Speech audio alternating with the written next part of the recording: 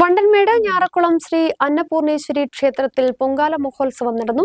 ക്ഷേത്ര മേൽശാന്തി വിനോദ് തിരുമേനി ക്ഷേത്ര ചടങ്ങുകൾക്ക് നേതൃത്വം നൽകി. സിനി ആർട്ടിസ്റ്റ് ദേവനന്ദ രതീഷ് പൊങ്കാല ഭദ്രദീപം കൊളുത്തി.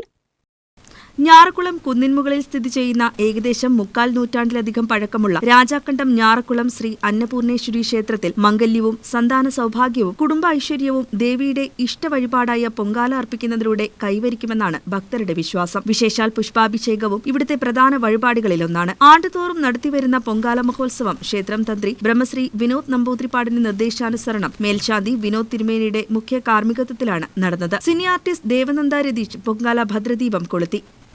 ക്ഷേത്ര കമ്മിറ്റി ചെയർമാൻ KC ജയപ്രകാശ് ദേവനന്ദയ്ക്ക് പൊന്നാടി അണിയിച്ച് ക്ഷേത്ര കമ്മിറ്റിയുടെ ആദരവ് നൽകി. പൊങ്കാല അർപ്പിക്കുന്നതിനും ചടങ്ങുകളിൽ പങ്കെടുക്കുന്നതിനുമായി നിരവധി ഭക്തരാണ് ക്ഷേത്രത്തിലെത്തിയിരുന്നത്. ചടങ്ങുകൾക്ക് ക്ഷേത്ര committee chairman KC Jayaprakash, secretary PK Ramachandran Nair, മറ്റു ഭാരവാഹികളായ പ്രദീപ് കുമാർ, മോഹനൻ നായർ, സനിൽകുമാർ, ഹരി പാറയിൽ എന്നിവർ നേതൃത്വം നൽകി.